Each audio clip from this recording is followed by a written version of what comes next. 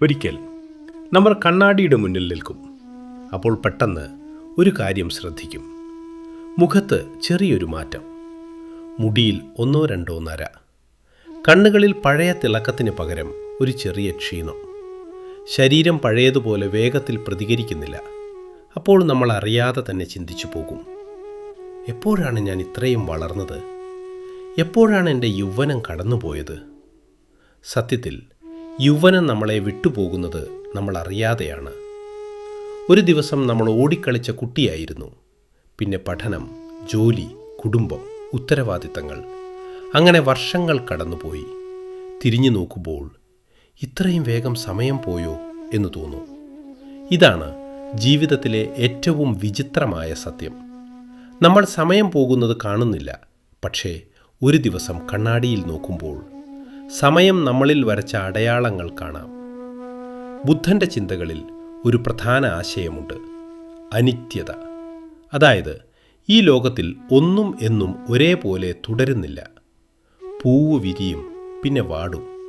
സൂര്യൻ ഉദിക്കും, പിന്നെ അസ്തമിക്കും. അങ്ങനെ തന്നെ യൗവനവും വരും. ഒരു ദിവസം പതുക്കെ മാറിപ്പോകും. പക്ഷേ നമ്മൾ എന്താണ് ചെയ്യുന്നത്? യൗവനം പോകാതിരിക്കാൻ ശ്രമിക്കുന്നു. പ്രായം കൂടുന്നതിനെ ഭയക്കുന്നു.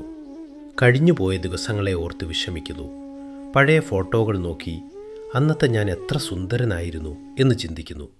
പക്ഷേ നമുക്കൊരു കാര്യം മനസ്സിലാക്കണം: കഴിഞ്ഞുപോയ യൗവനത്തെ തിരികെ കൊണ്ടുവരാൻ കഴിയില്ല.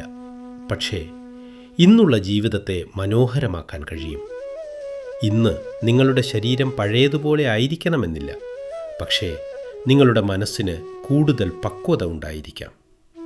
ഇന്ന് നിങ്ങളുടെ മുഖത്ത് പ്രായത്തിൻ്റെ അടയാളങ്ങൾ ഉണ്ടായിരിക്കാം.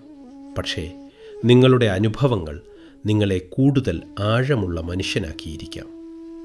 ഒരിക്കൽ നമ്മൾ മറ്റുള്ളവർ നമ്മളെ എങ്ങനെ കാണുന്നു എന്നതിനെക്കുറിച്ച് വളരെയധികം ചിന്തിച്ചിരുന്നു.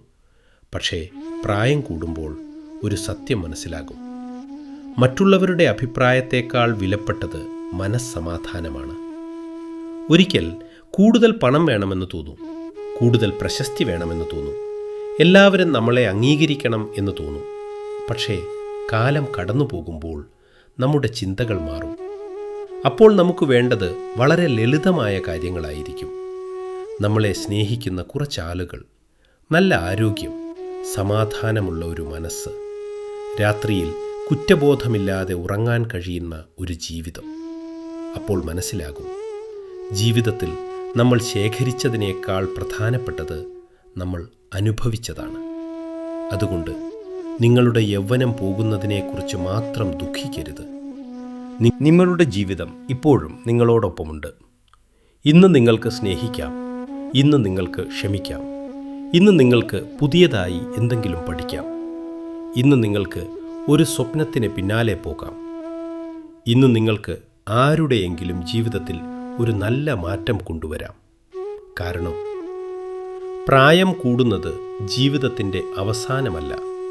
അത് ജീവിതത്തെ കൂടുതൽ ആഴത്തിൽ മനസ്സിലാക്കാനുള്ള ഒരു പുതിയ ഘട്ടമാണ്. ഒരുപക്ഷെ യൗവനം നമ്മെ വിട്ടുപോകുമ്പോൾ നമ്മൾ ചോദിക്കേണ്ട ചോദ്യം എൻ്റെ യൗവനം എവിടെ പോയി എന്നതല്ല, പകരം എനിക്ക് ലഭിച്ച ഈ ജീവിതം ഞാൻ എങ്ങനെ ജീവിച്ചു എന്നായിരിക്കണം. നമ്മുടെ മുഖം മാറും, ശരീരം മാറും, മുടി നരക്കും.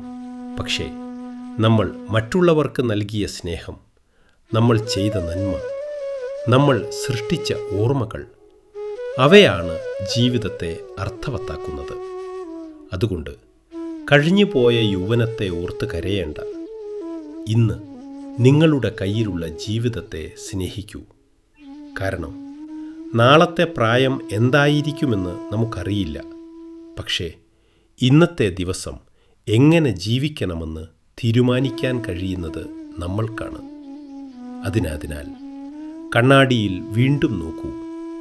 അവിടെ പ്രായം കൂടുന്ന ഒരാളെ മാത്രം കാണരുത്. ജീവിതം അനുഭവിച്ചും പഠിച്ചും വളർന്ന ഒരാളെ കാണൂ. അതാണ് യഥാർത്ഥ സൗന്ദര്യം. അതാണ് ജീവിതത്തിൻ്റെ പക്വത. യൗവനം ഒരു നാൾ നമ്മെ വിട്ടുപോകും. പക്ഷേ നന്നായി ജീവിച്ച ഒരു ജീവിതത്തിൻ്റെ സൗന്ദര്യം ഒരിക്കലും പഴകില്ല.